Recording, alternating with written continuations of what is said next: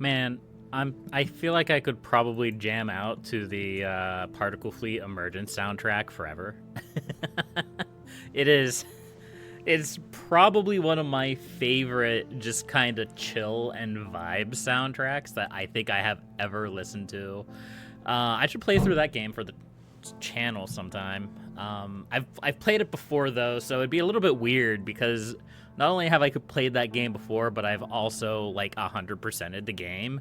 I love that game so much. It's such an underrated game. But hello everybody and welcome back to the stream. It has been a crazy week for the channel. OpenFront is blowing up, and I still have yet to kind of reconcile that. So many people are doing videos on that game, and weirdly enough, I've kind of carved out myself a slice of the pie over on YouTube. I haven't quite come to terms with that yet. As always, I am a variety player. I play a variety of games. Obviously, I have Dynasty Warriors going up on the channel in tandem with that. And this will also go up probably in place of a open run video. Now that I think about it, it won't get as much views, but that's just kind of the nature of things. That's what happens when you play games for fun. Sometimes the algorithm loves you, usually they hate you. And that's just the way it goes. So, hello, everybody. I think I already said hello, everybody. But, welcome to Kiomet, or Kiomet, or all the different ways that you can pronounce it. I've played this game a lot. I will continue playing this game a lot. I love this game. It's a lot of fun. I have a whole tutorial video for it. I'm doing this intro fresh as if not a lot of people are going to be familiar with this game, because I know, like, at least some people who come to my channel over the next coming days to watch this video, they may not be familiar with it. It's a free game, online strategy. I find it a lot of fun. It's really so slow paced, but if you enjoy, like, map painters, it definitely fills that itch for me for like a low stress map painter. But I'm not going to tutorialize the game that much. I just wanted to give everybody a little bit of an intro to the game. So let's hop in. My name is Leecros, or Leecros, or Hey You, or whatever you want to call me. And I have the leaderboard turned off. I also have the chat turned off. So let's jump in. Let's see what we can do. I thought it would be an interesting challenge to go in to the game without knowing who the top players are. That means I'm going to have to make sort of deductions based on how well they are doing in the game, rather than just an assumption of how powerful they are. So here's our start. It looks like we're surrounded by some bots. This is a good thing. T800 is a bot. Otto down here is also a bot. I've also lost some rank since the last time I played. There were some adjustments on the back end with points that caused me to lose my Supreme Commander status. But that's okay. That's just the way it goes. We were warned that this could happen. The system is still in development. But it is what it is. We're gonna build up here. We're going to ally with as many players as we can. Yeah, we'll befriend this bot too. I'm a little bit hesitant to ally up with some bots because they could turn against you at the turn of a dime, but it's okay. It's all right. It'll at least mean that we can only have to worry about this side of the map for now. All right, so let's go ahead and start figuring out how my supply lines are going to work. I need a couple of ramparts. Gustavo, you can befriend him for now. Just for now. Probably won't be permanent. There we go. All right. I also need... What else do I need? I already have a centrifuge right here. So I need... It's been a while since I've played the game, so I need 2 reactors. So we'll upgrade these generators into reactors, and we'll go from there. Yeah, alright. Things are coming together now. Oh, are there sounds to the game now? Hold on. I think there were sounds... Maybe there were sounds before? Maybe not. I don't remember. Huh. Interesting. Alright, well, whatever. I don't know what server. I turned off the leaderboard. Oh, I probably have sounds turned on somewhere, right? Okay, well, I'm on Olympus, it looks like. There it is. All right, we'll turn off the volume.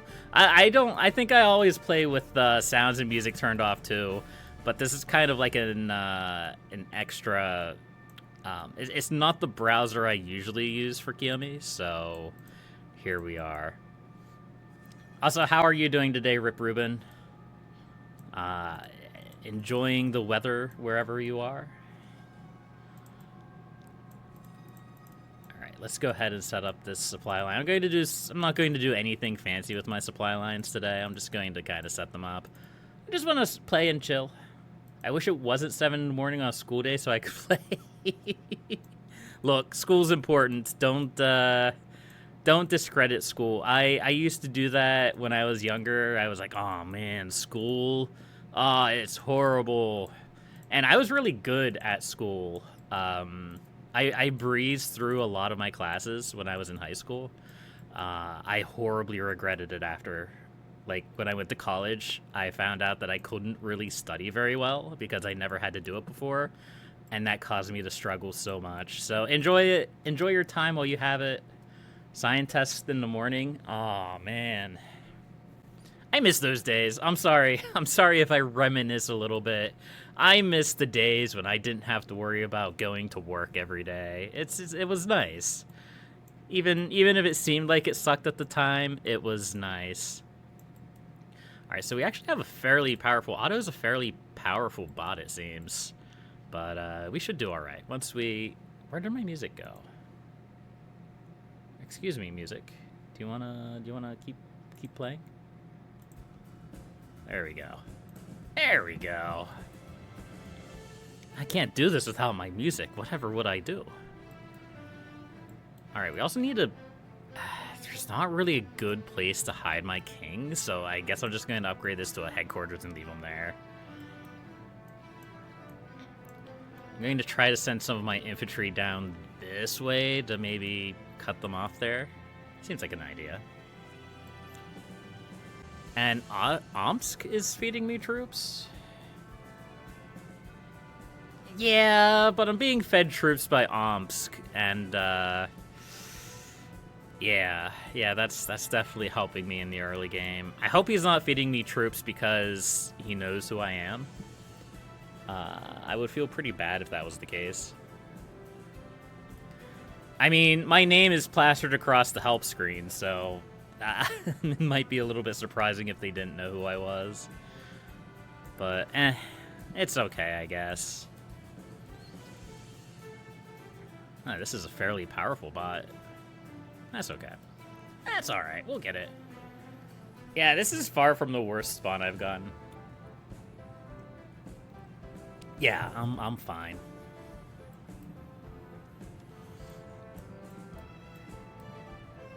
I think there was a time where I streamed and I immediately started getting attacked by one of the top 10 players. So, the Kiomet gods giveth and the Kiomet gods taketh away.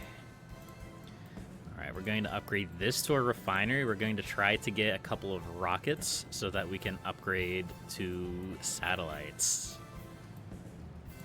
Okay. We're going to keep funneling these production buildings into our supply lines here. Okay. Oh, well, Omsk is no longer feeding me troops. Maybe he's being attacked elsewhere and has some problems. That's okay. Like I said, I would prefer people not feed me troops unless they have a reason to, other than, you know, they know who I am. If that makes sense. I wanna win the game on my own merits. I don't wanna. Oh, you can't win this game. You can't like take over the map, but you get what I mean. I want to do well on my own merits, not because somebody carried me there.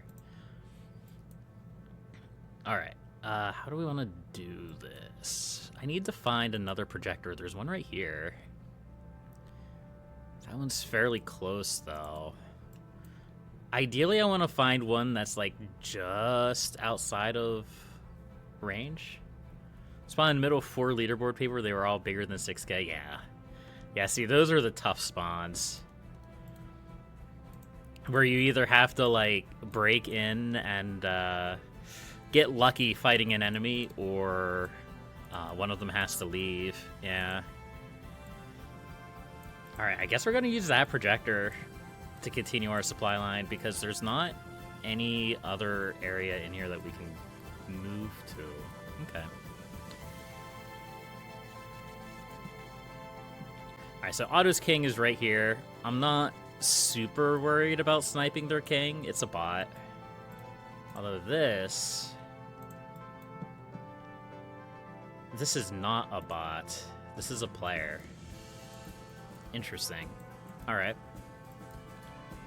Well, here's what we're going to do. We're going to try to cut him off here so that we can get out of this mess. Because I don't want to get surrounded by people super early.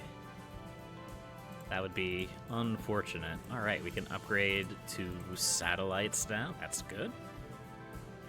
I think that's most of our main upgrades. You attack the AFK guy for like 2 hours. Yeah, so that's the thing, right? Is the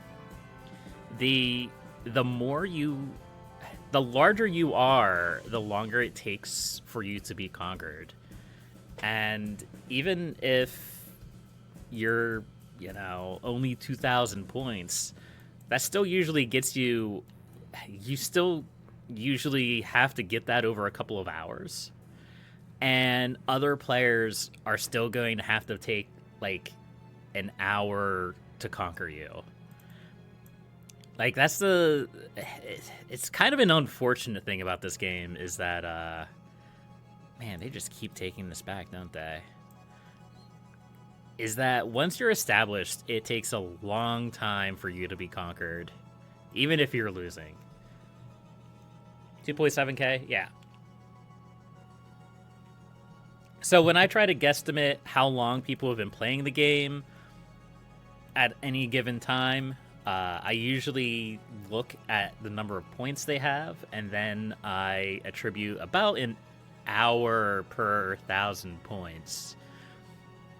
Obviously, sometimes you can conquer more than 1,000 points in an hour. Sometimes you conquer less. But I feel like it balances out to about an hour for every 1,000 points that you get. And so if I look at somebody who has 2,700 points, they've probably been playing for 2 to 3 hours.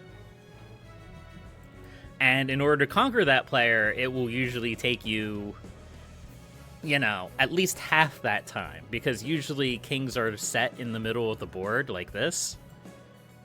So you have to conquer it probably about half of their empire to get to their king, assuming they're AFK and not paying attention, and they don't rage quit.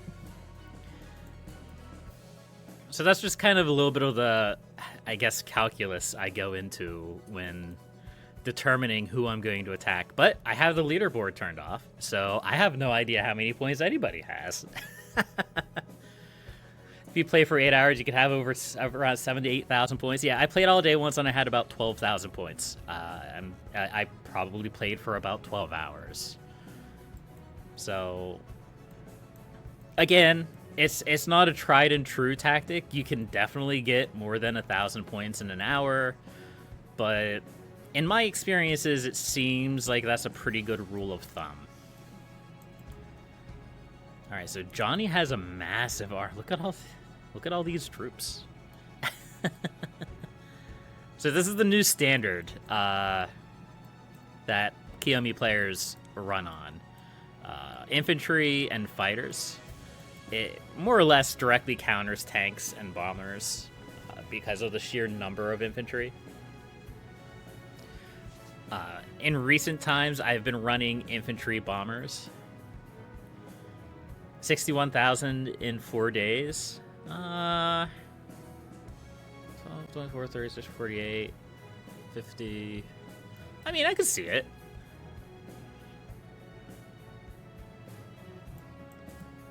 I could definitely see that. You play 14, 15, 16-hour days, you can rack up the points. Oof. I lost my my projector there. That's the problem I'm going to start running into, is that this bot's going to start firing artillery at me. Or maybe their king will just run to their death. That's also very possible, yeah. Unfortunately, the bots in this game are not very smart. Sometimes this happens. It's alright. They're bots. I'm not super worried about it. Just capture this land. And we're just going to keep moving south here into Gemini, I think. Well, I don't know. Let's see what else we have going on down here. This looks like a separate player right here, so maybe this is somebody else. I think Gemini is a player. I don't think Gemini is a bot. I'd like to expand into bots where possible, just because fighting a player can be quite obnoxious. I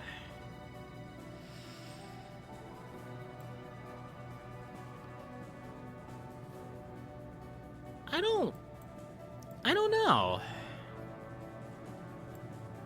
It doesn't look like he's losing that many troops if he is. So you can have 8 groups of units moving in any one direction. So you can have 8 units moving this way, and you can have 8 units moving that way. He may be losing some troops to attrition, but probably not a lot. Okay. Alright, so here's a bot. We're going to try to befriend Gemini down here. I'm not sure if it'll work.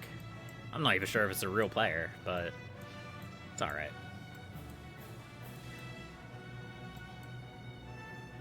Probably. He probably is losing some troops, but that's still a large mass of troops that I don't want to deal with it. I don't want to deal with that many troops. Alright, we're going to move our king to that bunker, and then we're going to keep moving south, I believe. Here, we're going to turn this into a projector, and we're just going to funnel everything into here. I might be. I might not be. That's kind of the fun part about having the leaderboard turned off, is that I don't know how many points I even have. I have seen bots stay allied with players for a long time, though. And I even asked, like, if there is a hard cutoff for the point value for bots being allied. Like, T1800 here is a bot, but he's still allied with me. There isn't a hard cutoff. It just depends on what the bot's quote-unquote attitude is. And there's not really a way to check that. Alright, let's just head this way. It's alright. It's alright. We'll just conquer this guy. Man, so many troops. Kind of rolls with the music, though, yeah? So I've played with a bot name before. I actually find it a lot of fun because players react to you much more aggressively. Kiomet is weird because you don't really get a whole lot of player versus player interaction. Usually players deal with bots, and they fight bots, but they don't fight other players. Fighting other players is hard, and it takes a lot of time. So a lot of players just don't bother with it. And when you play as a bot, you kind of get the feel of actually having to fight other players. It can be quite fun. It's definitely not something I would do all the time, but every now and then it can be an interesting diversion. Alright, let's go ahead and build... We want to upgrade this into a satellite. And Gustavo here. He's gonna try to cut me off. He can if he wants. So one thing I've noticed with I got a new microphone because my last one broke, and I got a Blue Yeti, and it's a lot more sensitive than my previous microphone. And now I have to be careful when I do recordings because there's a metal drawer underneath my desk, and if I put my feet up, it bumps, and it's really loud. So I may have to look into modifying my desk somehow so that it no longer makes that noise. I'm not quite sure how I'm going to do that. Maybe I'll put like a wooden block in there to stop it from bumping. I don't know. I haven't decided yet.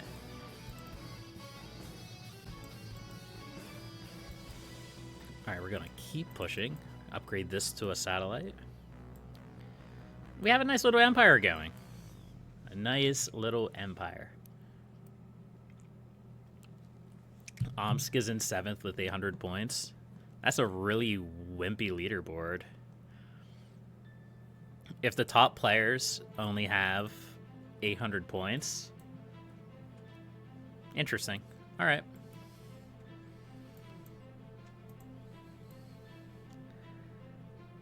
Let's see. I do want to capture these silos. There we go. Lowest is almost 700. I should actually be getting kind of close to the leaderboard then. If it's only 700 points. I mean, I probably have, I don't know, 400 points at this point. If that. Well, if that, around that, I guess I should say. Oh well, it is what it is. I'm trying to do something a little bit different here, where I don't worry about who's on the leaderboard or getting to the top of the leaderboard. And not knowing who the powerful players are kind of makes for an interesting dynamic. So we'll see what happens.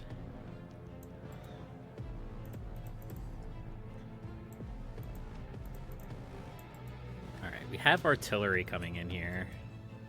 This is kind of why I wanted these nukes, so that I can take out the artillery easily. Because they're going to start firing on basically anything they can, yeah. And eventually they're going to hit my projector. Projector's super weak to artillery fire. If you're fighting a player who uses supply lines and runs it through projectors, you want to use artillery and launchers to take those projectors down. So this tactic wouldn't work on a human player, because you can just fire a single shell at these nukes and detonate them by targeting the silos behind them. But yeah, this may still be just targeting my barracks, yeah. Also, what's going on here? Are these just remnants from when I was attacking in this direction? Or do I actually have a supply line? Hold on.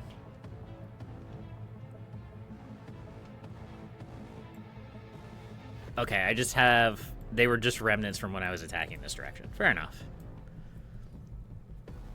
Use leaderboard to tell who to fight, although recently you've been attacking bigger players who have worse lines. Yeah. Yeah, leaderboard lets you know the strong and weak players and who might be a good target to attack. And that's part of why I'm not using it, because today, because I think it's an interesting challenge. It's an interesting twist to the game to not know who's powerful. A lot of times I will use the leaderboard to see if somebody's AFK, because if their points are rising consistently, it usually means that they are AFK, or not AFK, not AFK. But if their points are stagnant or going down, a lot of times that'll mean that either A, they're in another war, or B, they're AFK. Usually it'll mean they're AFK. Again, the players in this game aren't super aggressive, so unless you know somebody's fighting a war, don't assume that they're fighting a war with another player.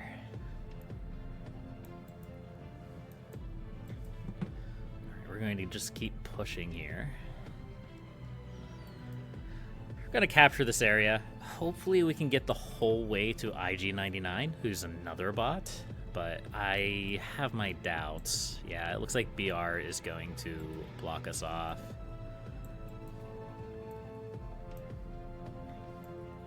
I also wouldn't mind being friends with this guy.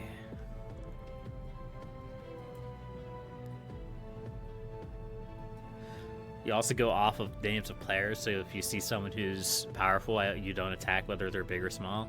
I mean, that's true. If you see a player who's just named one of the many guest variants, now it's not guaranteed because there are players that go by guest names that have played the game for a very long time. You can probably safely assume that that's a less skilled player than, let's say, you see Kiomet 0 skill, or myself, or Paris Commune, or Crazy Legs, or Go West. There's a whole laundry list of people who play the game regularly, and if you see their names, you don't usually want to bother fighting a war with them. They have varying skills. Some of those players are better, some of those players are worse, but again, fighting wars against other players take a long time, so you don't usually want to waste your time fighting players unless you have to. If they're attacking you, for example. Alright, let's see. How do we want to do this? It's kind of weird because there's a gap in my empire right here. So I was just going to funnel all of this stuff into like a central point over here. But I can't do that because this all is separate. Alright, so I guess we're going to just funnel this stuff down. I don't really like that, though.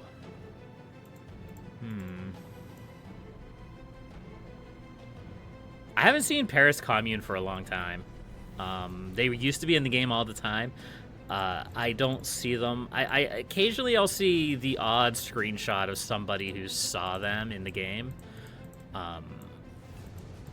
Just like, it's not a screenshot, oh, look, there's Paris Commune. I haven't seen them in a long time. It's more along the lines of they post a screenshot in the Discord. And I'm like, oh, there's Paris Commune on that screenshot. But they stopped playing regularly back when the Alliance update hit. Okay, so we are officially cut off from expanding in this direction because of Johnny. I'm probably not going to fight Johnny. He seems pretty powerful. He's pretty powerful. All right, let's go ahead and do something like this. Yeah, we could just turn our supply line back on itself and bring it up here. And until we get everything set up, we'll just kind of have it patrol over there. But yeah, I remember Paris Commune was a regular even before I started playing, and I've been playing this game for a while. I've been playing this game for quite a long while, long before I was making videos on it. Okay.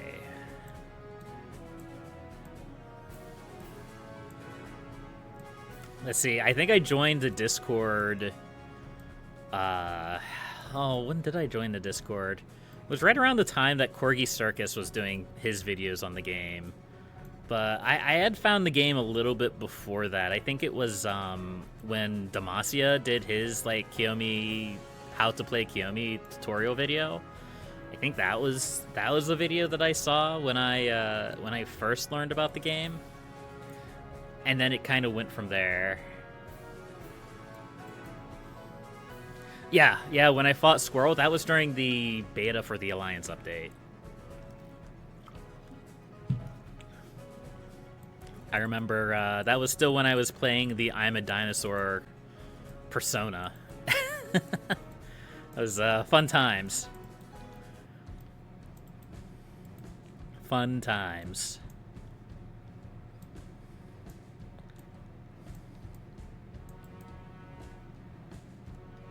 We're going to expand down this way. Maybe we will be able to find a way out. It looks like we should be able to down in that direction. I don't know how big Johnny is, which is the point to me turning off the leaderboard. But if they're not enormous, if they're not like a top 10 player or a top 1 player with like 10,000 points, I should be able to expand down this way.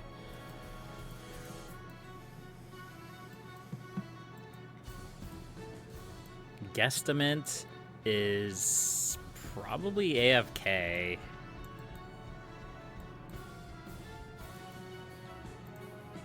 Alright, and Sauron is down here. Alright. Well, at least we have a way out down here if we need it. We don't necessarily need it right now. We still have plenty of space to expand it to.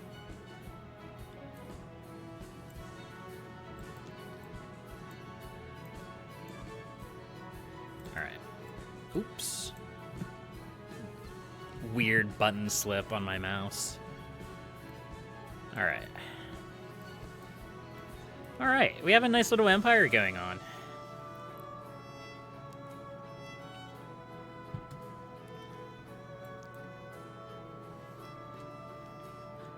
Planning on getting on the all-time leaderboard? After that, you're leaving the SBA Discord and Kiomet for the foreseeable future. Too much drama.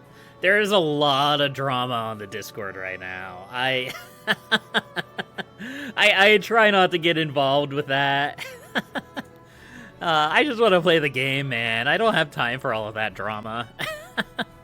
Yeah, I get it. I want to get onto the all-time leadership board. I want to get on the all-time leaderboard too. The problem is that I'd have to dedicate like a week to it. Ugh. And just thinking about that is daunting. I'd probably stream it. I'd have to figure out the logistics for that, because I know people would try to like stream snipe me, and it's just gonna be a pain. Like, I think that's the biggest issue, is that getting onto the leaderboard, it's just the time commitment. You just need the time to do it. It's not really that difficult. But I have to admit, it is hard to find the time to get on the leaderboard.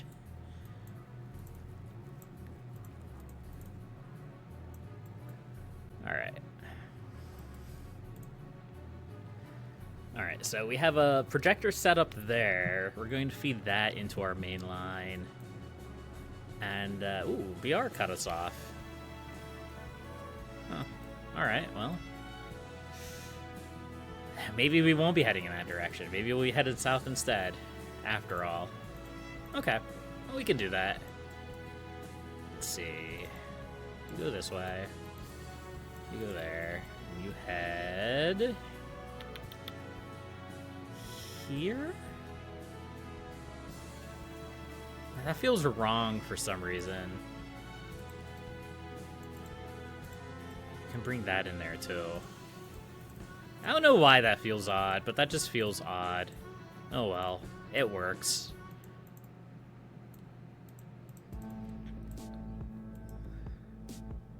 If you play for the 2 weeks of the spring break, that'll make it on far on the board. Other than that, the only other time you could play is during the summer, but I have to get a job. Yeah.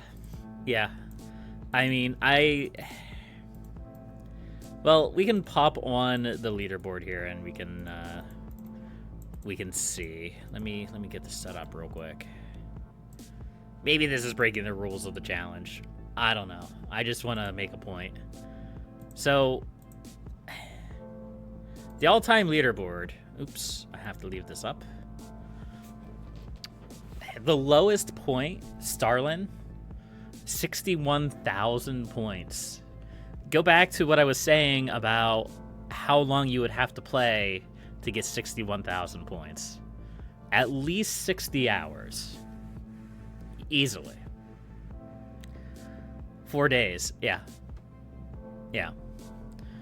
140,000 points. 2 weeks. 3 weeks.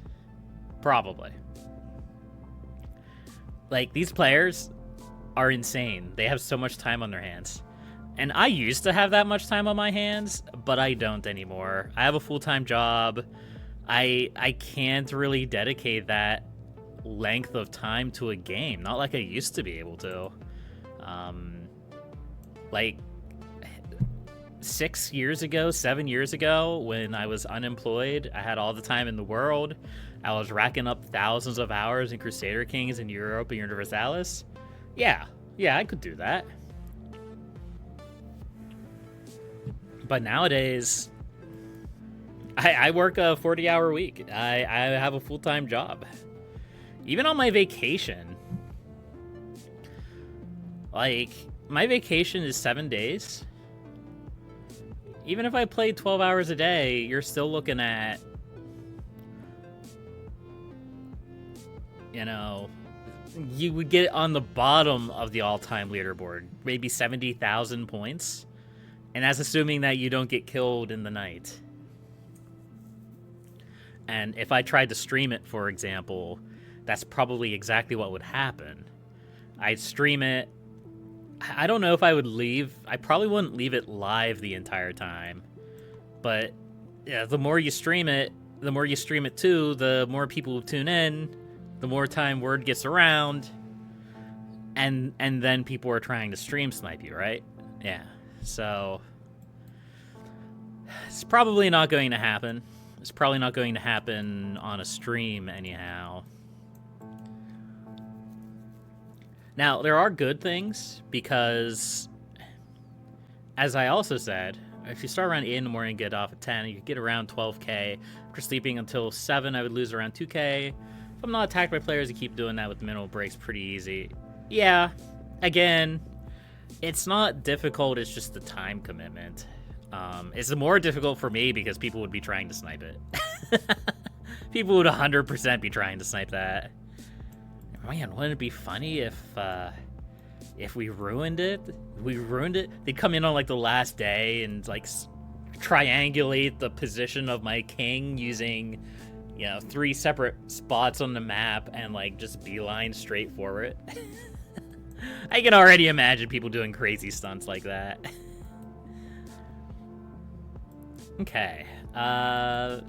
Unfortunately, Geg here is, I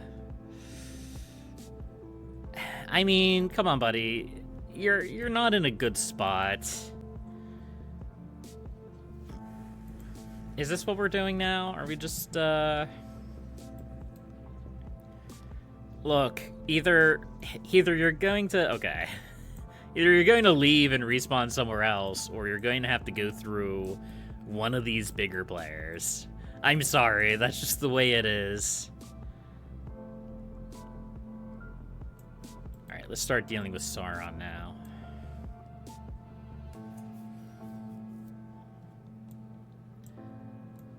So I think I have... Yeah, I have this playlist on shuffle, so...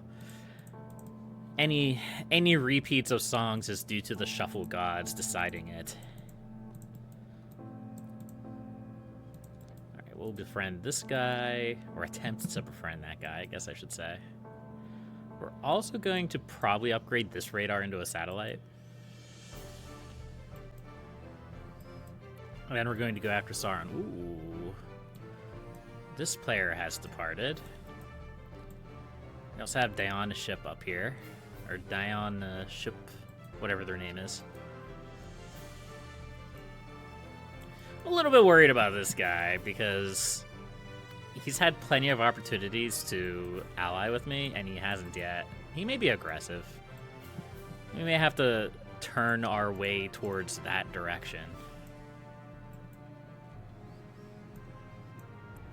Yeah, I mean, the nice thing about being enormous is that it's difficult for you to be conquered if the player doesn't know where your king is.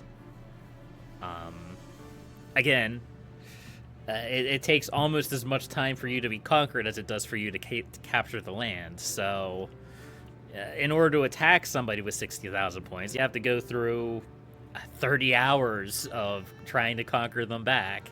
And most players just don't have that time. But it's different with streaming, where I'm streaming video of where my king is, and then I go AFK. I would have to figure out something to do with that if I chose to do that at some point. I'd have to, like, hide my king somewhere, like, leave my king in one area for the entire video, and then, when I ended the stream, like, move it somewhere else. I don't know, it'd be obnoxious. It would just be obnoxious. Alright, I don't want to fight this guy. Not if I don't have to.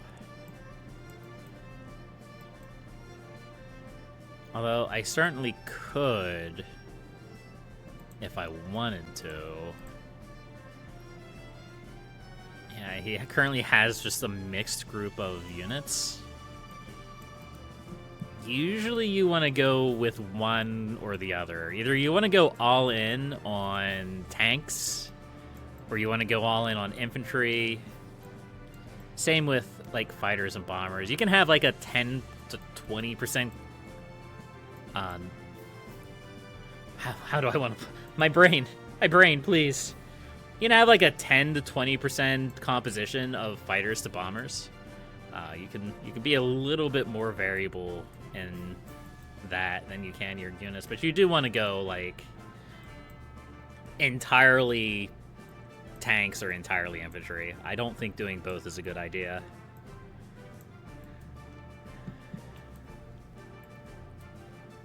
Alright, so we've captured this little section over here. We could probably... There's no good place... Boy, there really isn't any good place over here. Yeah, it's a dead land. There's no factories over here. Are there any centrifuges? No. Huh. Okay. Fully lifted tank heli line is harder confusing. It's really good though if you can get it running. That takes more effort than I care to put into the game, though.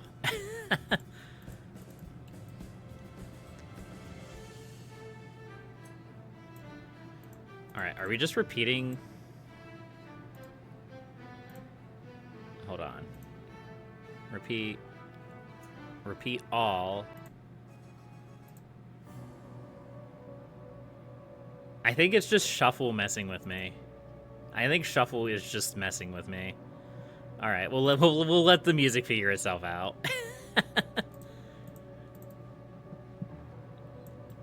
It's like a 10-song playlist and it keeps playing the same songs over and over again. I don't know.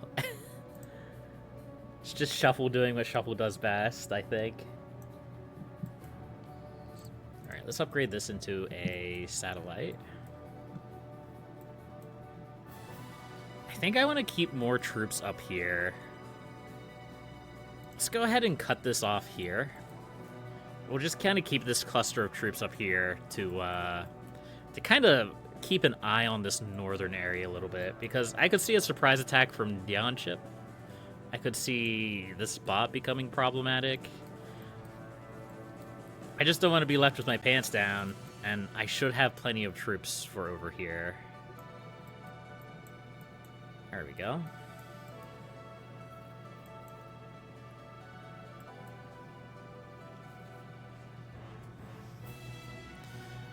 I should try to set up a tank heli line in one of my streams, just to say that I did. I like I said, I try to avoid it mostly just because it takes more effort than I care to put into the game. But they are very good. They are very powerful. And I can't deny that.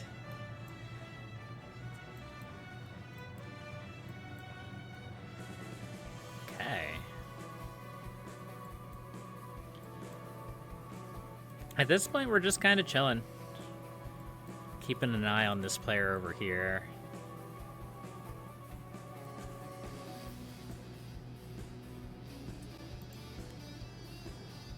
I am going to upgrade this generator. Not so much because I think they're going to attack here. More of a marker. So I want to make sure that he's not trying to, like, sneakily push into my territory. You know, sometimes you'll see players and they'll have a border like this, and they'll try to wait until you're distracted, and then just kind of sneak some boys over. And try to take a tower here. Just, like, steal a tower or two, and then steal another tower or two when you're not paying attention. So it's kind of an odd place to upgrade a reactor. For me, anyhow. So if I come back and that reactor's taken, I'll know that, like, he's stealing my land. And it's my land. Nice. Alright.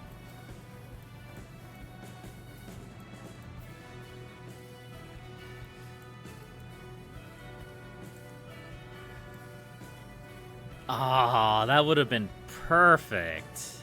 That's disappointing. Alright, I guess what we could do is... we could do something like that. Yeah.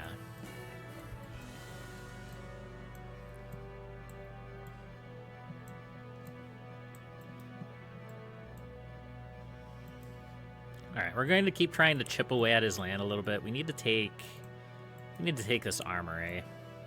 We're going to send a fair amount of troops over to do that.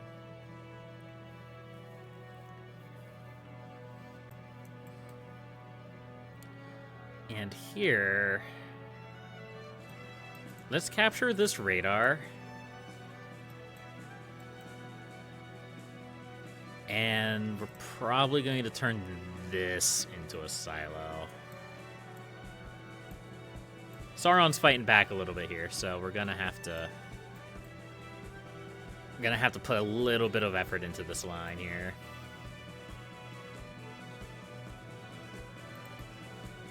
Alright, let's bring these troops over here and deal with this spot. I don't think Daeonship's going to attack me. Unless he feels like it later, which you can never plan for that.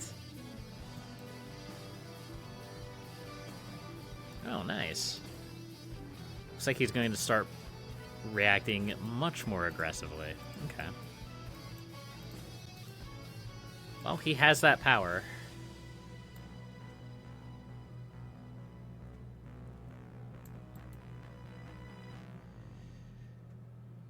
Yeah, you're just going to start firing off nukes, huh? Alright, well, maybe I will have to bring these troops back. I wasn't planning on getting into such a big war this early, but it seems like that's what's happening. Alright.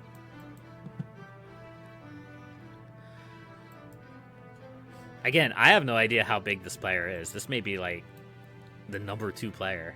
Seems unlikely, but... who knows? Who knows?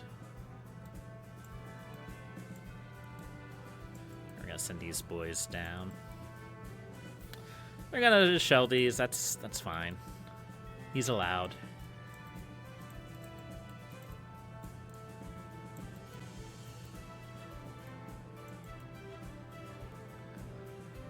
Yeah, he's really pushing hard now. Okay.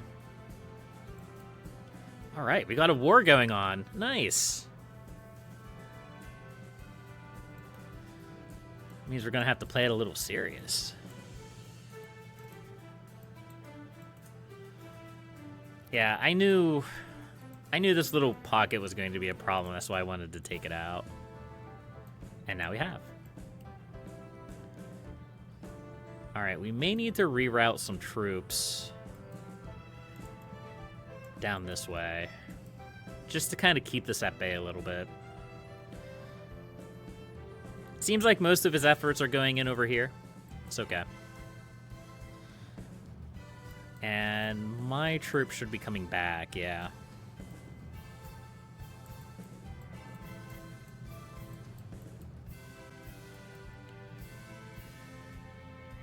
He do be bombing, though. Man.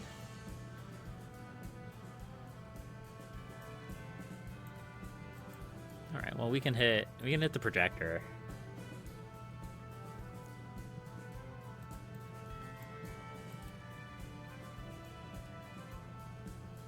And we can path past the projector down to this barracks.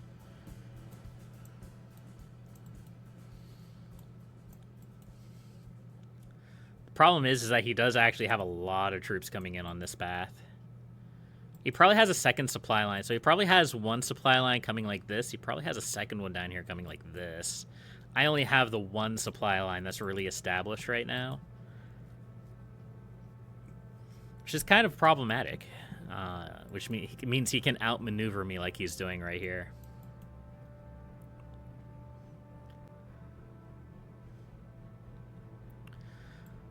But that's okay.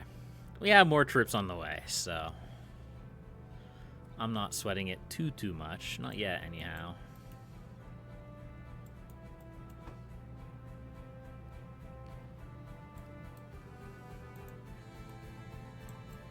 Okay. It would be kind of nice if you could split off supply lines, but I know why you can't do it. It's a little bit much. Here, let's,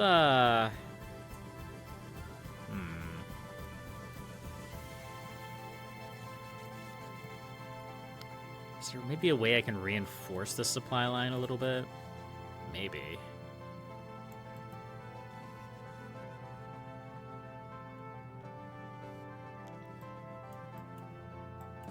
If I grab this line,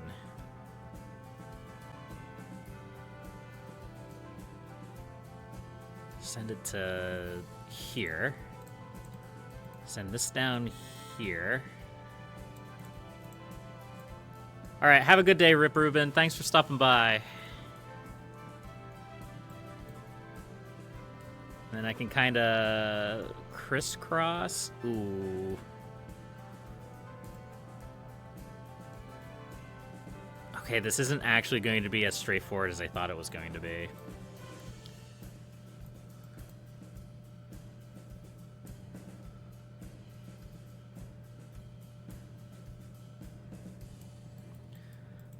All right. Let's bring this down to here, actually. And we're going to bring this over to there. And then we're going to bring this over to here. So whenever you're planning supply lines like that, the last thing you want to do is have your supply lines go over the same path. So in this case, I'm going to have this supply line come over this way. I'm going to have it come down to here. And then instead of running across the same supply line in the same direction, it's going to double back and head over here. Come down here, and then come in here. Because it has to be complicated. It can't be simple. Alright.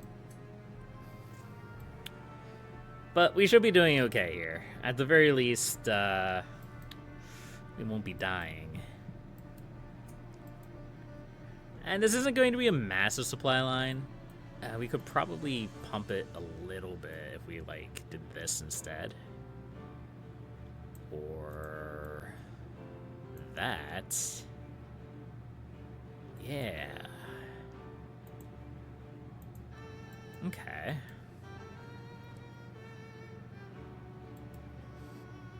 And they're going to be pushing this way.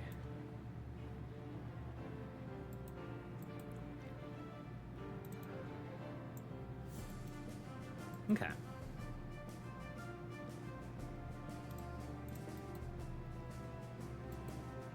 Ooh. I may be losing this war. It's new and exciting. That's alright. This means that his supply lines are set up better than mine, or maybe he's bigger than me. It's hard to say. It's hard to say.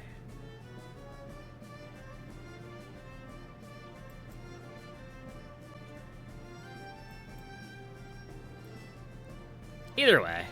Either way, we should be fine.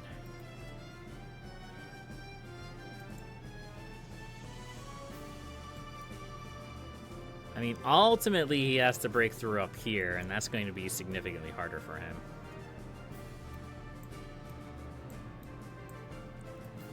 It's kind of the fun part about not knowing how powerful your enemy is, though. It means you can get stuck in some rougher situations. I'm gonna take out that satellite. It no longer works for us.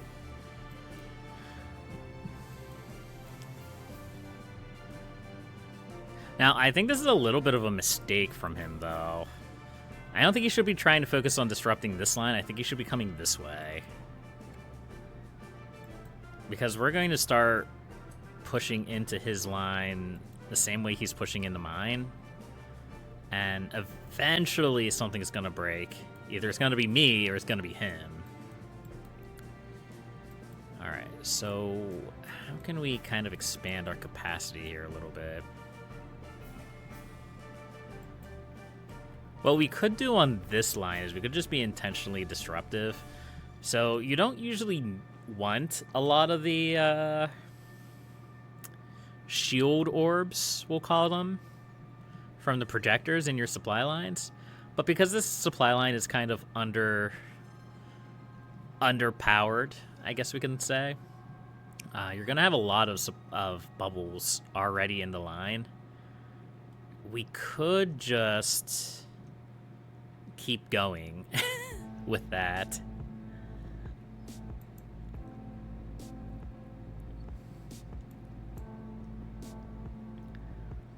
We could just add more projectors into the line.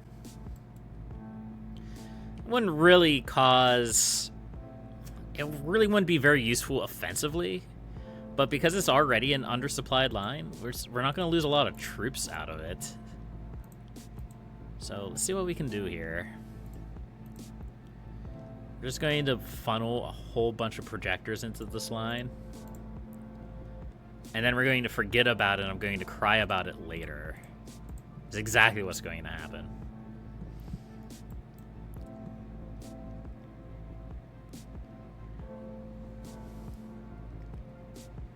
Alright, so we're going to upgrade that. And we're just going to feed them in. Now, you don't usually want to do this because you want actual troops that can capture territory. But this isn't really about capturing territory. It's about preventing them from disrupting my lines. And as I said, this line is not full of troops right now anyway. So that's okay. What's less okay is that I can't see anything.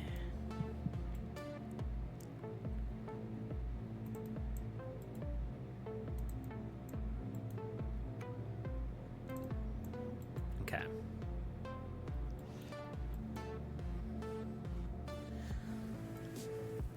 All right. These are the big wars that I like fighting. I'll get rid of that.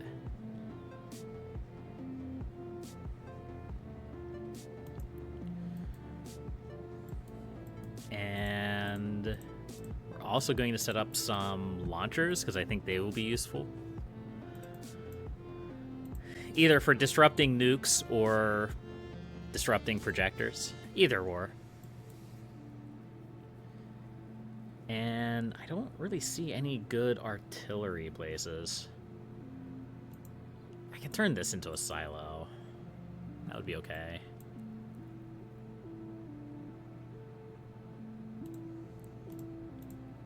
Alright, we have some shiny new rockets here. That'll be nice.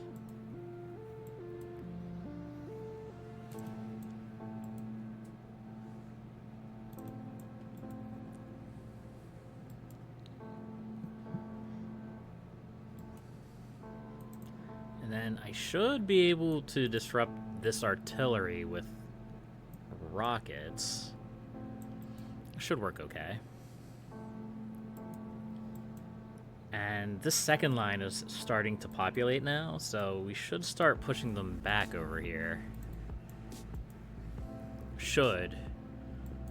Should being the important statement there.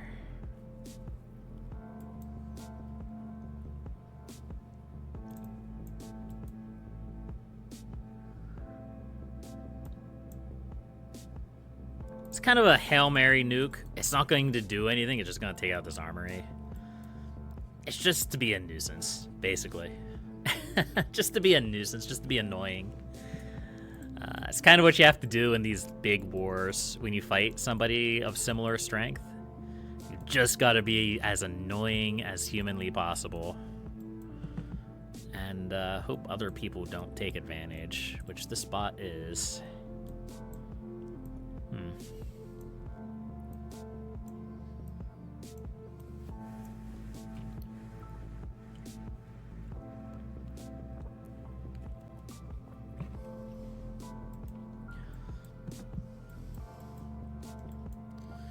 Okay, well, at this point, it's just kind of I don't want to say it's a waiting game, but it's kind of a waiting game, yeah? Kind of waiting to see what we can do here, what kind of chaos we can cause, what kind of, how we can push them back.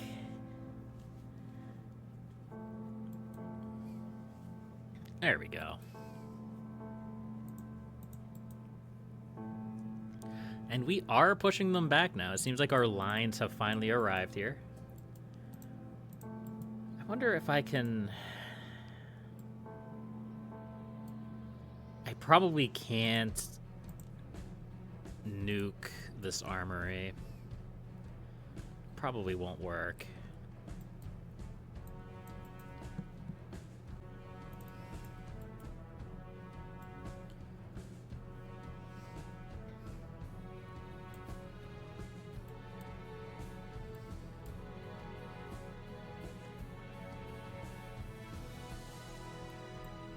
Okay, all right. We've stopped the bleeding, which is good.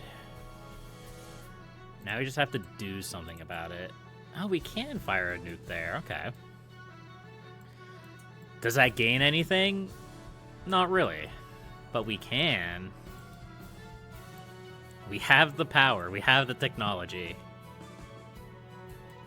All right.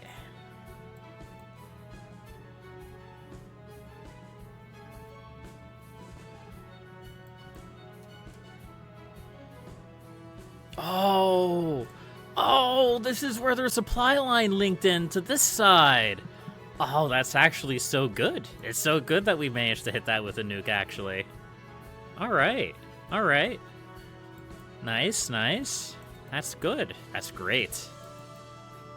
So you're telling me there's a chance. This bot is gone. Means we can push into this land. Ah, just like the music of the hit game Particle Fleet Emergence, we are building up. We are being hopeful now. Hooray.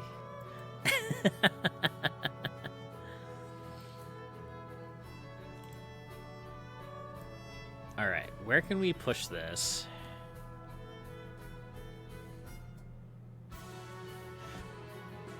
I mean, that's technically fine. And then we can go like this. I think that's the best way to take it.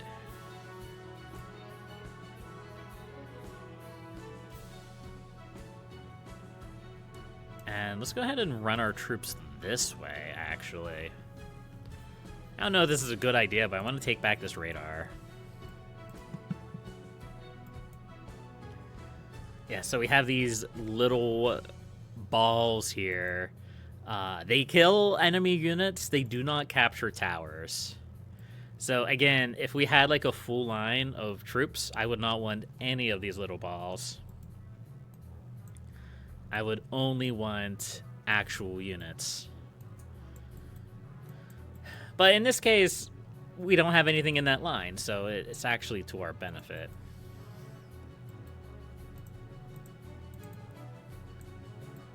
Okay.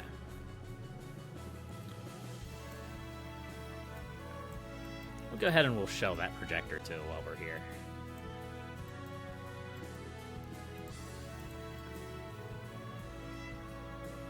And I actually want him to think that we're building a projector there, because I want him to try to focus it down.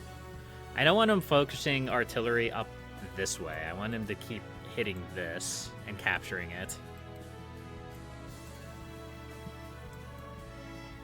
Okay.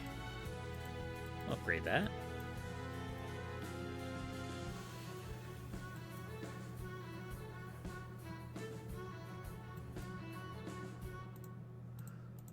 And also, we do have, like, a few troops that are still going there.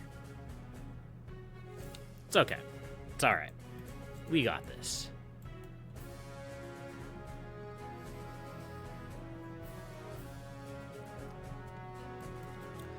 Alright, how is the rest of the map doing? Okay, we have Ava up here. Ava's a bot. That's not ideal. But it's okay. Can maybe just like set up like a small line up here to deal with the spot.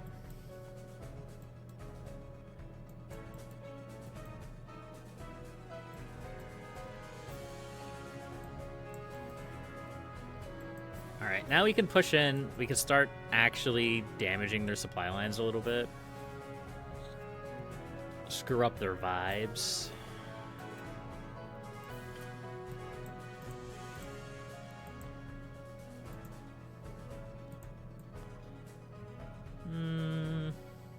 Head this way. Yeah. I don't want to give away that I'm sending troops through this barracks. I want him to think that we're trying to send troops through this projector here. That way he tries to focus that projector down. I think that is the way to victory. At least on this front over here. We're also going to try to capture this headquarters, just to kind of limit his vision a little bit. No sense in nuking the headquarters. It doesn't take damage from nukes. Not a reasonable amount of damage anyhow.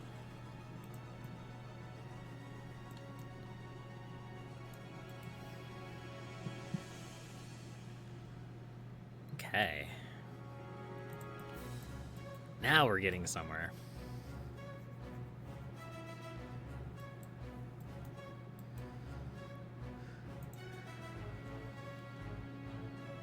Okay.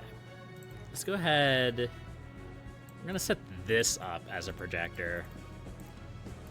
We're going to funnel these troops into here. This should be all we really need to deal with this bot. It's a very weak bot. It's very small at the moment.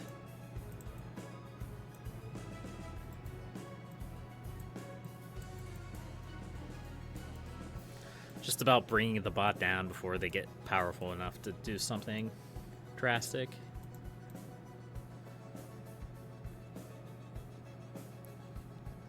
All right, let's go ahead and let's just charge these units in and derail their supply line. Because we're slowly pushing him back here. If we mess up this supply line, that means our main line will be able to get in and we'll be able to do even more damage. It's all about causing chaos. Disruption, screwing them up, just causing as much damage as possible to whatever infrastructure they have. Targeting their production, more or less, is useless. Unless there's a purpose to it. So, like, attacking this, kind of pointless. I did it because it was there and I could, basically. Attacking... Let's see. Let me have a good example here.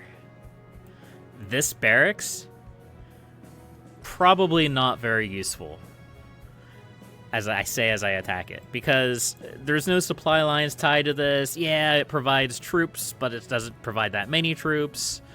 Attacking along their supply lines to disrupt them, especially if you know they're funneling troops. Like, if he nuked this barracks, I'd constantly have to come back here every few minutes and reset my supply line.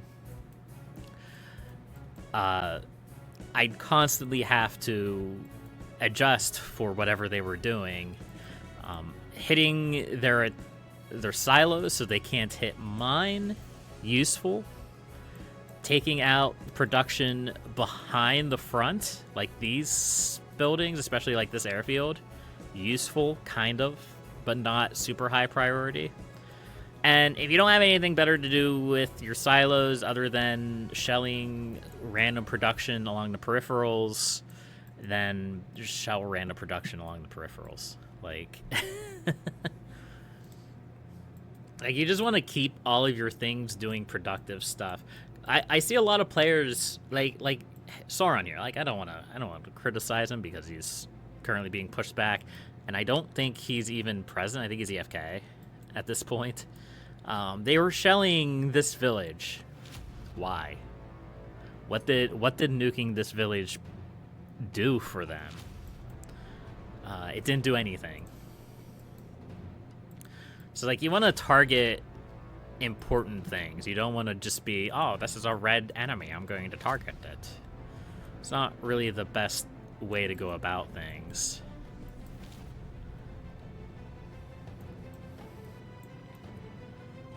Alright, we're going to keep disrupting this. And this Ava bot is having a bad time. That's good.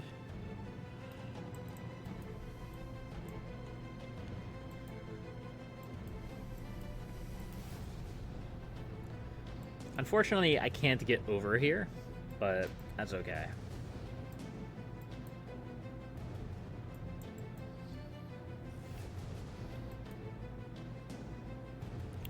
That is A-okay. Yeah, the name of the game is just to make it so frustrating to fight you that they don't want to fight you anymore. Because a lot of times these wars don't end with you killing their king. A lot of times these wars end with the player deciding they don't want to play anymore. It's kind of unfortunate that that's the way it is. This is a much slower paced game than, say, Territorial or Open Front. You're not going to delete an enemy so much as make them decide not to play. But, yeah, like, I could use this silo. I could attack, you know, all the stuff in this area. But why would I do that? Okay, I can attack this barracks because it's a production building behind enemy lines. What does nuking this cliff do? Like, that's what you have to ask yourself when you're playing this game and you're deciding what to target. What does this mine do? What does this rampart do? What does the generator do? It doesn't do anything. So don't worry about attacking it.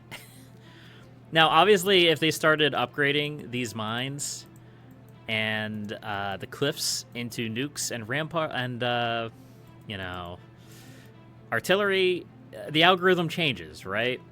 Suddenly, it becomes more useful to target that area. And in this case, it seems like they have some production over here. It's probably worth going over and taking it out, yeah?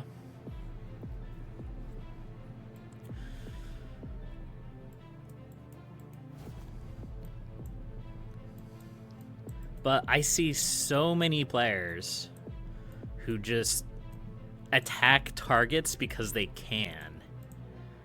And then they end up losing wars because their enemy is more productive at focusing their attacks.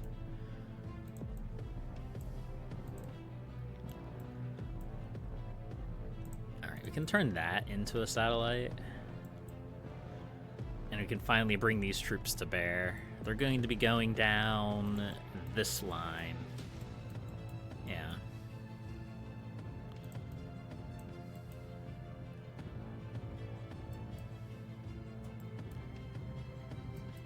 Alright, we still haven't pushed these guys back yet. It's kind of surprising. But this other flank has completely collapsed, more or less.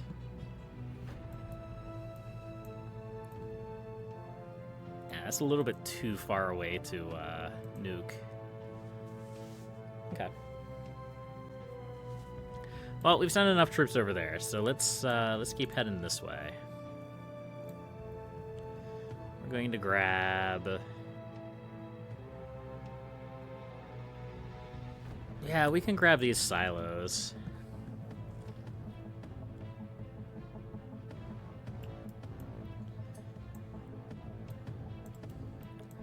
This is just kind of a little bit of a mess right now. That's okay. It's all right. And we can probably start routing troops into this projector. Send this projector to this one. Yeah. I always like routing troops into projectors. I think the little bit of shields that they get, not these, but if you zoom in on some of our troops, you'll see some of them have these blue circles around them. Those are shields they pick up from the projectors. They're pretty nice. They're pretty nice.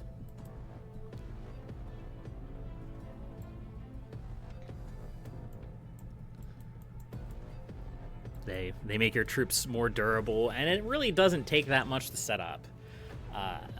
All you have to do is route your supply lines. This looks crazy. Maybe this will be my thumbnail, just like arrows going across the major supply lines. This is Kiomet right here. Supply line simulator. There we go.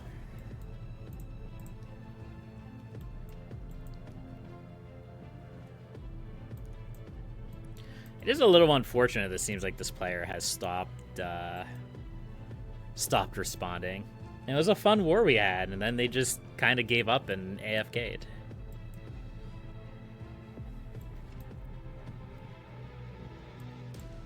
Go ahead and shell this. I don't know if that's where their troops are coming from, but I mean, we might as well. It's right there.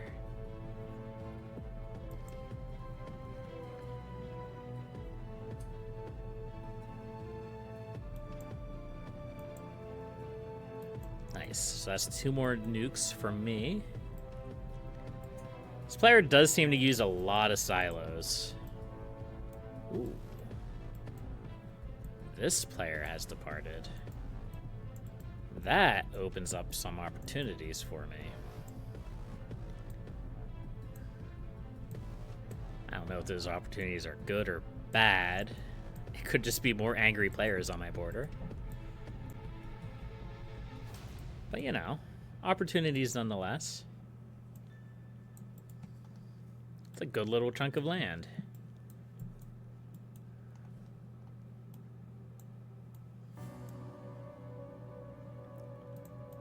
All right, go ahead. Yeah, let's grab this silo, too. I want to focus their silos. Because if they do come back... I don't want them to be able to just shell all along my lines. Speaking of, that's a new direction for his troops to go. And there's the nukes going off. All right, fair enough. Fair enough. That is what we expected to happen at some point. He was going to return.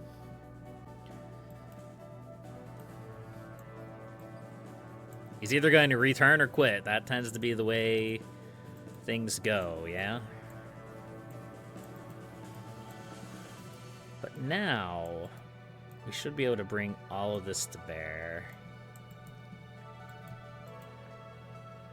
And his situation is just much worse.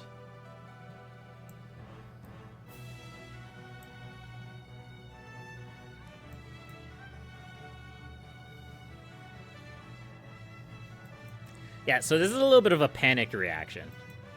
Like, yeah, okay, attacking the silos makes sense. Attacking the mines, not so much. The barracks, I guess you could maybe come up with the argument that maybe he thought that they were being based there. He wants to attack my projector. That should have been the first thing he targeted. But that's not the way things go, yeah? Didn't I have a silo that could hit that? Yeah, right there. Oops. Pushed the wrong button there. Right-clicked on my start menu. Scary.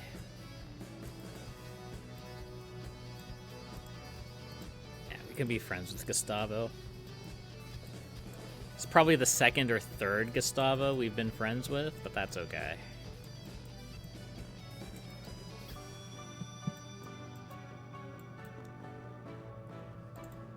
Oh, hey, there's Sauron's king. I wonder if we can push on that.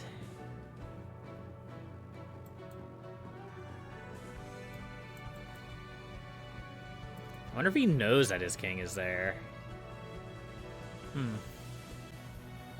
I would hope so.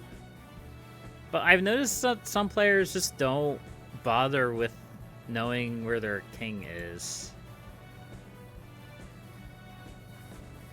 Or maybe he's just given up again because he stopped firing nukes.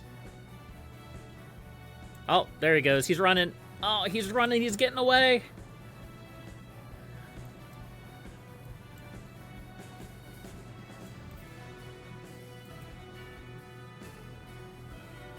Look at him go.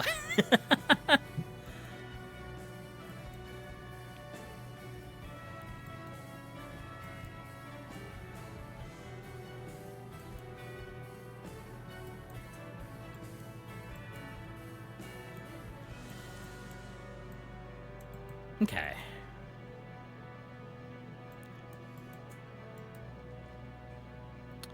So this line's going to cut me off. It's going to start disrupting my supply lines. That's okay. That is absolutely fine.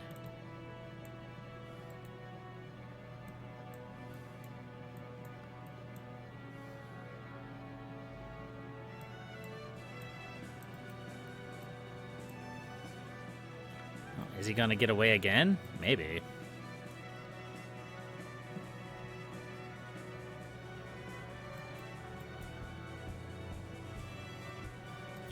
Let's see. I want to hit there, but I don't think I'm going to be able to, so we'll hit that projector. Alright, we need to route these guys in somehow. And I think I want to bring them... a third way, but I don't... Ooh. Yes, it is possible. Alright. So we have these guys here. So this is going to be a really weak branch, but it doesn't have to be powerful. It just has to be another group of troops for me to be able to maneuver.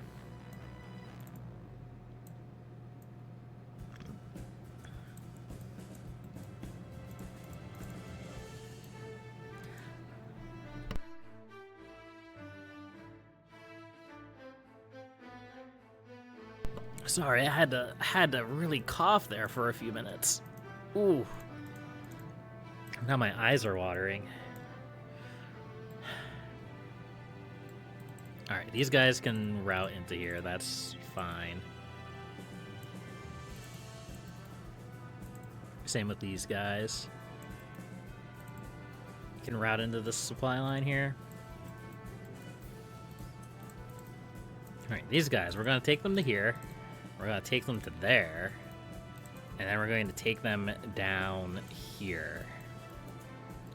We're going to disrupt the disruption. We're going to disrupt their supply lines that are disrupting my supply lines. That are disrupting their supply lines. That's what the game plan is. That's what we're doing.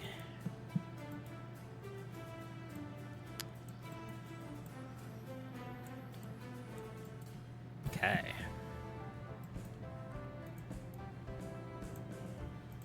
And we also have more troops being routed in here, which is always a good thing.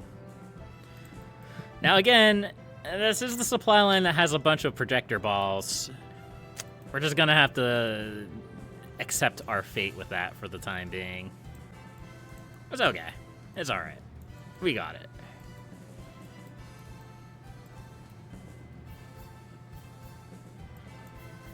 I wonder if we can capture this nuke.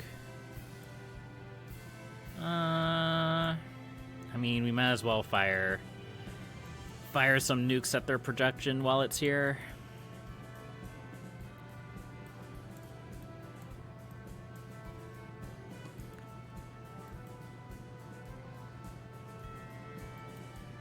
Okay. Alright. We're doing alright. We're doing alright. Gestival, don't attack me. I don't need that right now. I don't need you fighting me. I don't need you in my life attacking me. Please. I'm hoping it was a misclick and not just I want to take this little bite of territory, which it probably was. It probably did take some territory from me.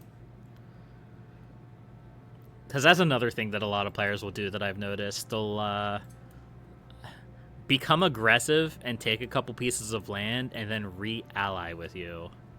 And then they'll do the same thing later. And then they'll do the same thing later. I tend to have a zero tolerance rule when it comes to players breaking alliances with me for that exact reason. But in this case, there's a little bit too much going on right now for me to worry that much about another player betraying me. Like this. What? Why? A nuke doesn't even do that much damage to a headquarters. Did they just not know? Oh, they just left. Well, R.I.P. Sauron, I guess. But, like, this player wasn't new to the game. They had an idea of what they were doing. Which is why it makes it confusing when players just nuke everything. Like, it's probably just a reaction to being frustrated. Who knows? It's a very rage-inducing game for some players. I don't know why. I don't usually feel any frustration when playing this game, even when I'm losing. Like, I was on the back foot for a little bit of that war, and I just kind of hunkered down and, you know, did what I had to do to win. All right, we need to clean this mess up. I don't need projector balls anymore.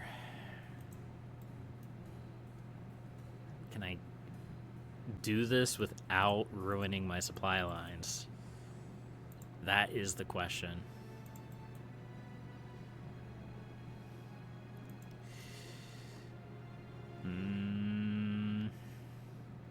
Most of them are going into this one. So I think we're good deleting that one, maybe?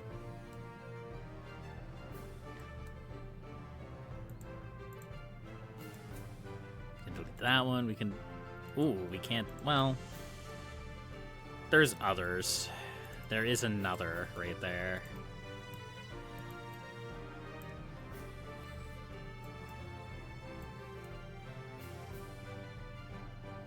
Which is funny because I think this was an extra projector that I built, and I just kind of integrated it into the system at this point. There's probably more. I think I built like 5 or 6 projectors for that war. But whatever, it doesn't have to be perfect. I probably don't need this projector anymore. I can probably just feed this. Oh, I could have fed that one into there, huh? Alright, well, I guess we can do that. That's fine.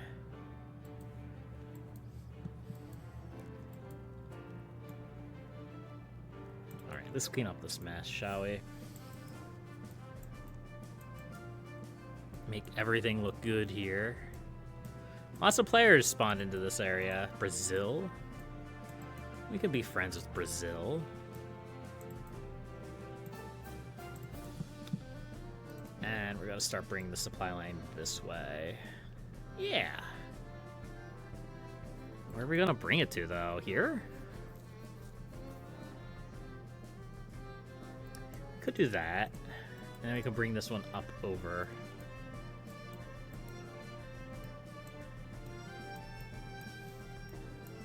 This is the frustrating part about fighting a big war, is cleaning up the mess afterwards. Because there's so much disjointed area. We can get rid of that projector. I don't want to like just keep a bunch of projectors floating around, because I have a tendency of accidentally feeding projectors or things into the projectors, and then I don't know where my troops are going. So we want to keep that at a minimum.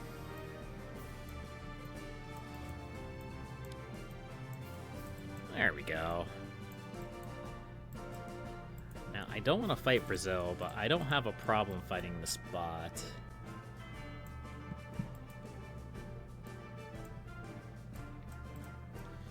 It's going to be a little bit awkward here, but we'll make it work.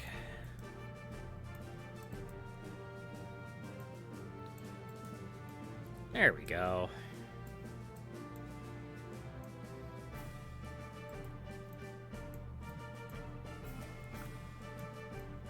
Excellent, excellent. Oh, are we getting attacked by Blessed Guest? It'd be a little bit silly for him to attack me. Ah, I deleted that, didn't I? Is there a better one to justify me deleting that? No. No, I should have kept it. I should have kept it. Oh well. It's fine. It's fine. We'll figure it out. Man, this song just keeps coming up, doesn't it?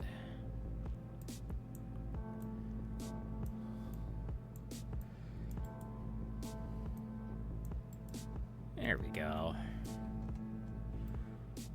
Nice little vertical empire here. I'm gonna sip on some water.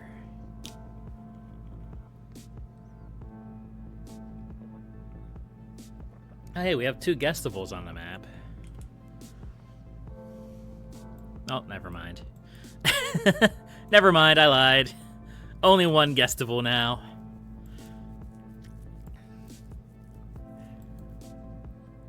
Let's see. Yeah, so we're routing that into there. And then this into here will work.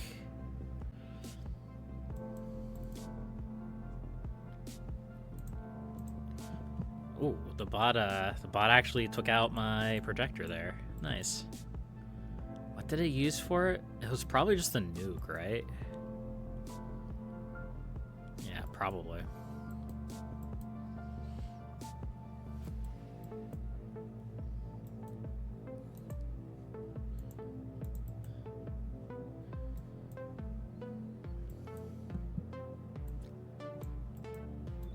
You're lucky I like this song, Particle Fleet Emergence. You're lucky I like this song. It's just so chill.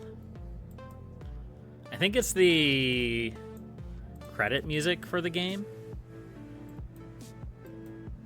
which means it's very like low-key, kind of chill. You've already finished the game, congratulations, kind of thing.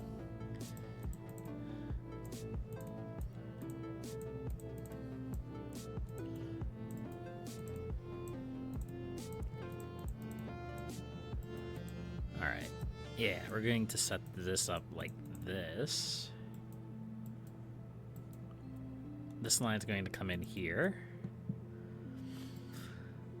And then this line is going to come over here. Now, we could probably feed it into the same line. And we could have another line down here feeding up into here. Let's see. Let's see what we got here. There. That is close enough. Yeah. Yeah, that seems satisfactory. It's actually extremely satisfying.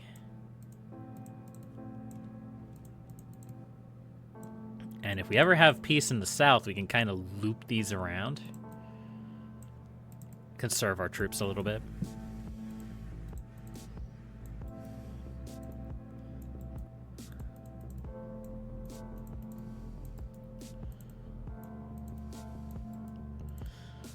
I don't blame this guy for trying to take this land, but finders keepers, right?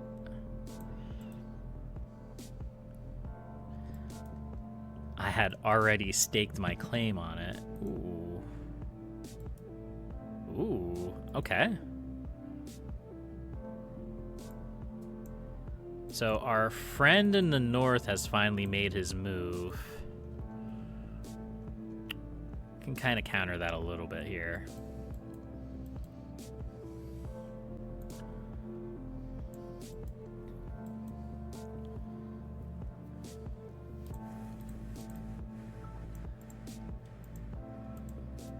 Fighting the spot's going to be obnoxious.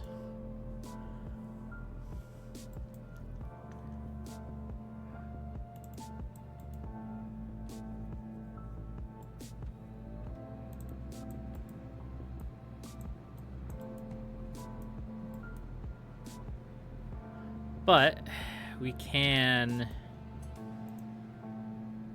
deal with this a bit here. Can reroute our troops, push them to the north, and we can do the same thing here too, eventually. But I need to deal with this player first.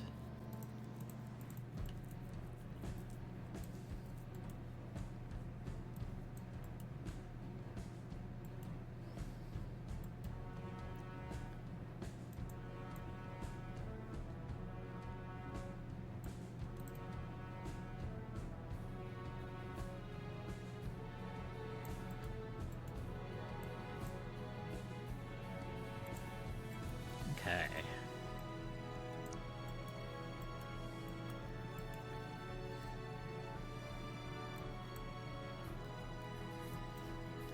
So it's going to be a little bit obnoxious to fight this guy, but it's also going to be obnoxious for him to fight me, because we literally only have the one border, which is actually right there. Interesting.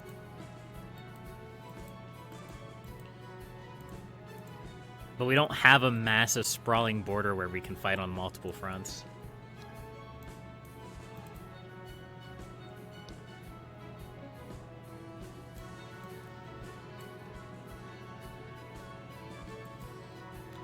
Funnily enough, we could probably just reroute these troops back north at this point.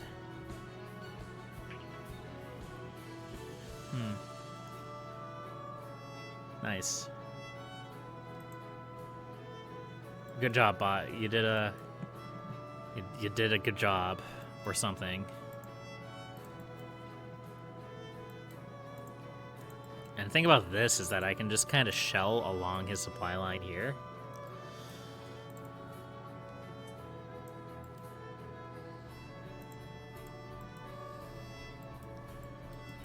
So I don't know if actually attacking me here was the best of ideas. Maybe he's gonna build a silo there. Okay. Well, he has that power, I suppose.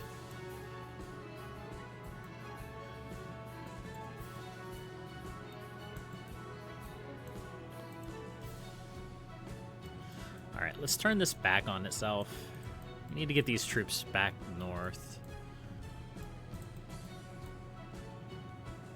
No, not there. There. We're gonna keep bringing these units to deal with the bot, though, because the bot's going to be obnoxious.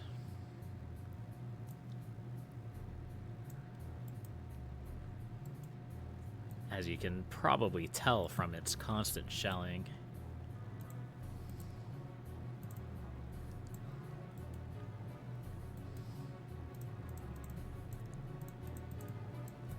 There we go.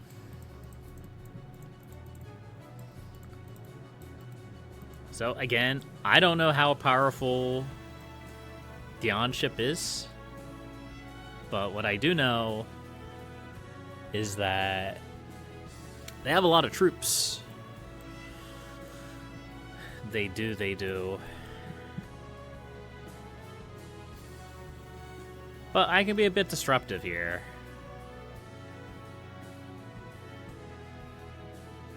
I can shell that. I can shell basically anything along their lines here.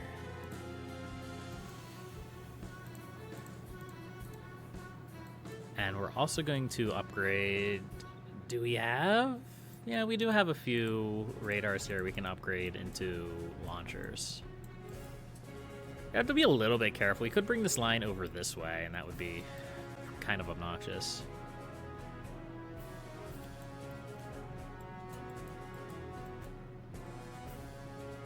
Really? You're going to block me off like that? Rude. Okay. Alright, whatever.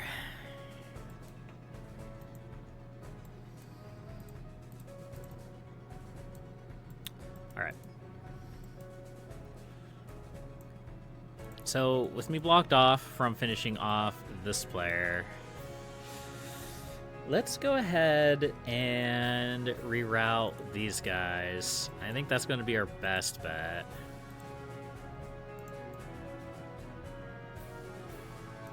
We'll do that. We'll do that. Let's reroute these guys north to there. And we're going to head in this way.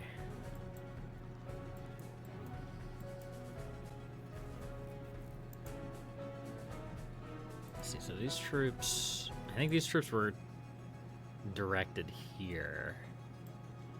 And then over. Yeah. That's how we had it set up. I don't think we really need that anymore.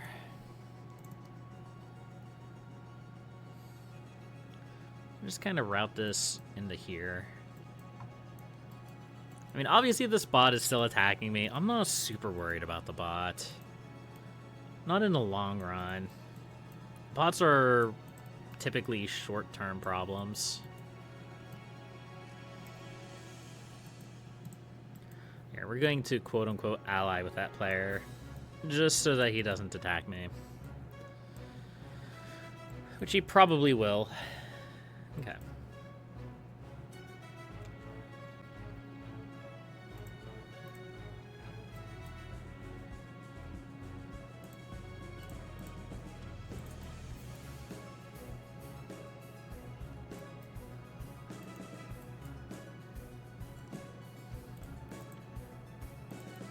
Alright, we're gonna bring this over here.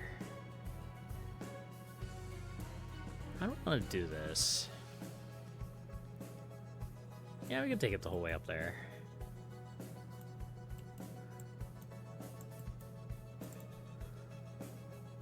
He's going to set that up as a silo.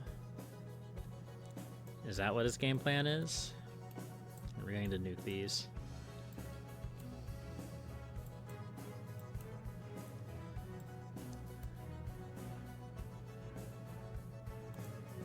I'm gonna turn these bunkers into artillery.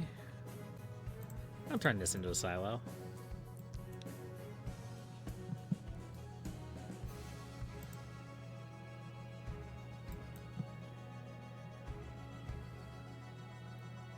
So, okay.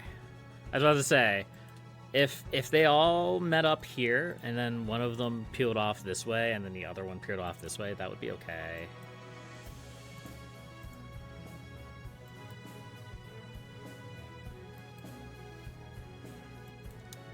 I don't like that this player left. It's actually a little concerning. Because that means that this guy can now come around here. Okay. Of course, it also means that I can come around there. But it's more problematic for me than it is for him. Because he's probably larger than me. I mean, I don't know for sure. I don't know for sure whether he's larger than me or not. But I would be willing to bet that he's probably larger than me.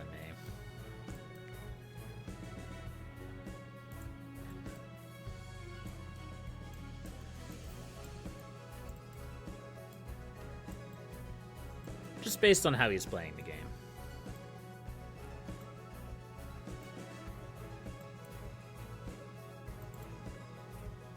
Ugh, that artillery can't reach. That sucks.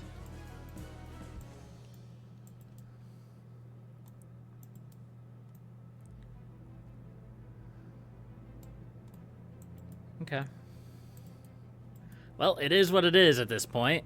Can't exactly stop it.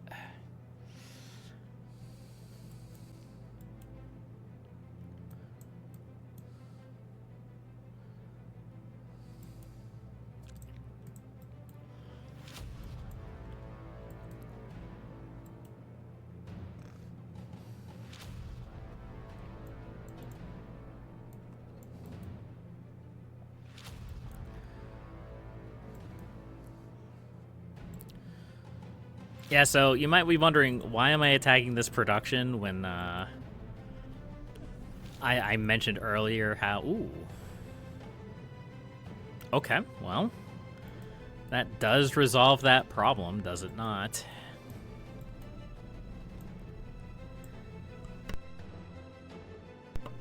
Fair enough.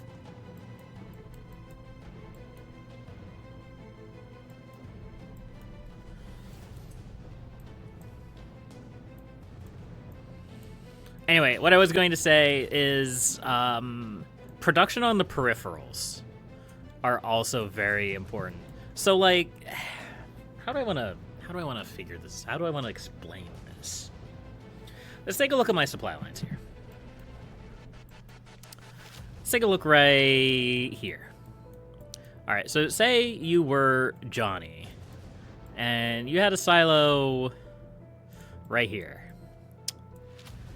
Let's assume my king isn't there, because that could skew some opinions. Where do I want to put my king? You can put him there. So you see these, you see my supply lines. You see how they're set up. What do you target? Do you target a projector? Do you target one of these buildings? Now remember, you cannot see how my supply lines are set up. You just see that the lines, like, you know the troops are moving along this line because that's where the troops are moving. So what do you prioritize?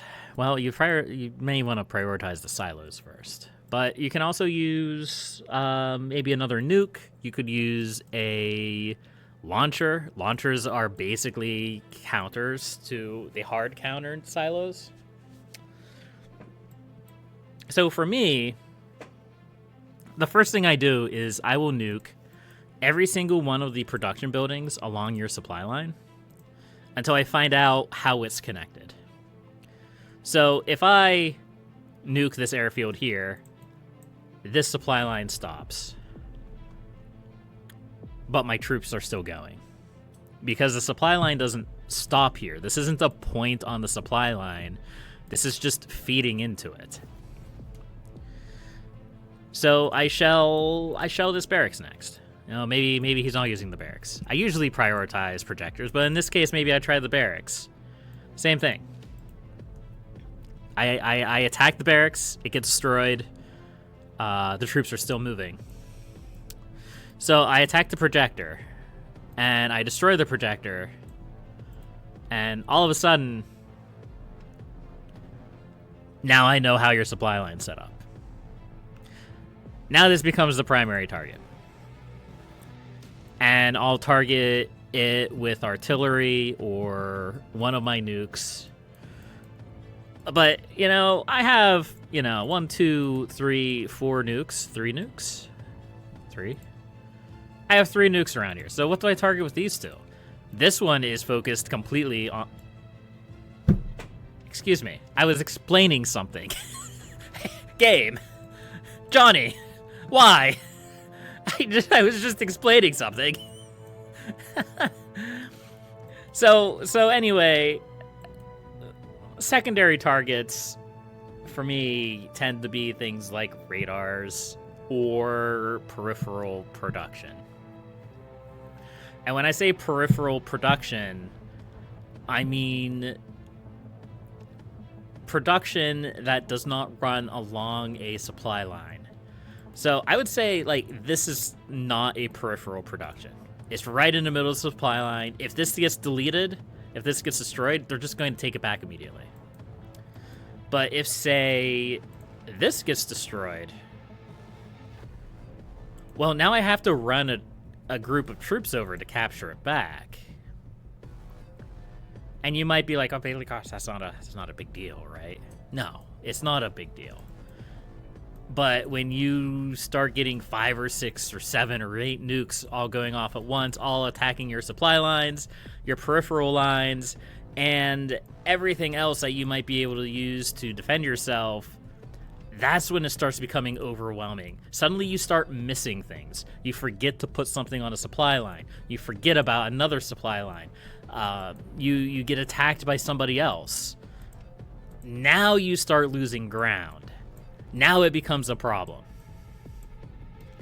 Like, this game is very much like death by 100 scratches kind of thing.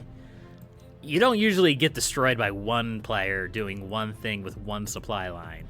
You got to mix it up. You really got to get in there. You got to get into the meat of your enemy. And that's kind of what I was doing with Sauron down here, right?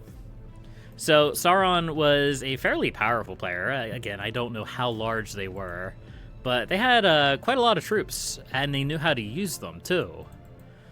And as soon as I broke in, I just started wreaking havoc. And then he quit. Then he stopped playing. Hopefully he didn't rage quit, but you never know. People rage quit over little things nowadays, so... Okay. So we have just this line of troops just stomping bots over here. Fox wants to be an ally. We got an ally with Imperial A. Guest in peace. This guest over here. This is a bot. They probably won't ally with me. Thug Hamster. We may be able to get an alliance with them.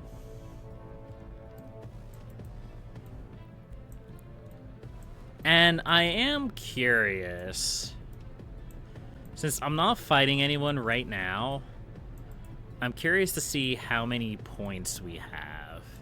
I'm going to be guessing, let's see, we've been streaming for 2 hours, but we had that big war down to the south. I'm going to guess we have about 1,500 points. Let's see.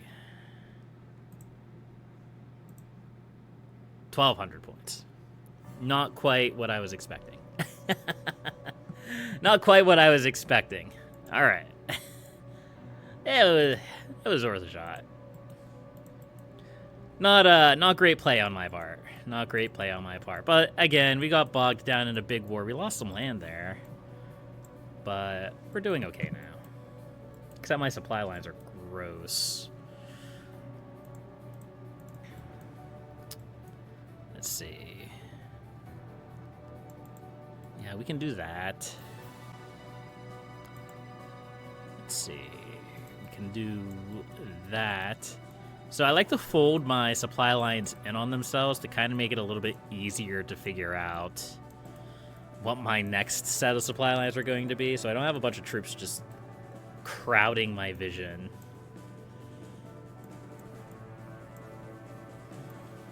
And it also helps accumulate troops a little bit. A little bit, anyhow. Okay. There we go. It helps you see, like, what's in a supply line and what isn't in a supply line. So, like, none of this stuff is in a supply line. None of this is in a supply line.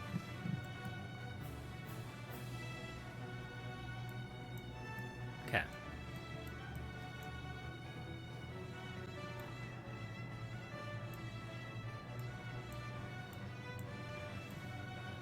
I'm also getting kind of hungry. I don't really want to end the stream after only 2 hours.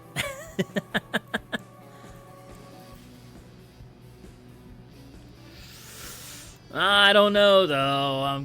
My belly's having a bit of the rumblies.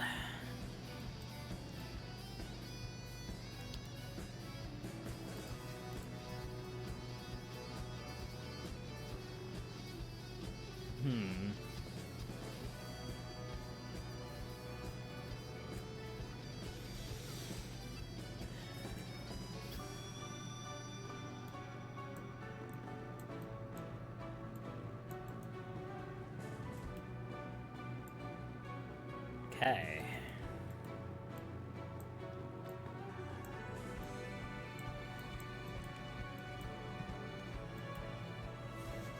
Just kind of the post-war, like, clarity of now I have to clean everything up, but oh, also I'm hungry.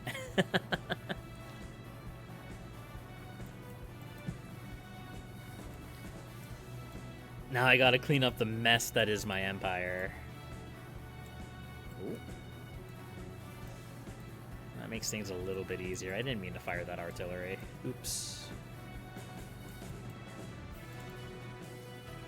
So let's push up into this bot, I guess. Might as well.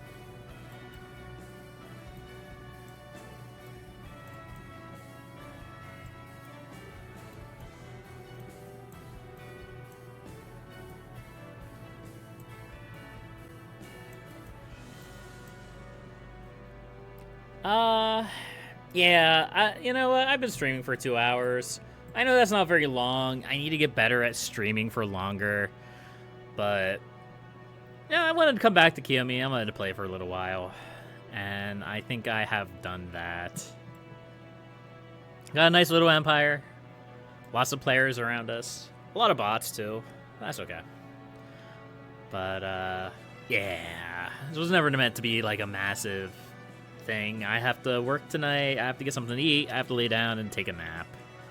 So, thank you, everybody, for watching. And if you're on the YouTubes, thank you for watching there, too. Probably post there as well. Well, until next time, folks. Happy gaming.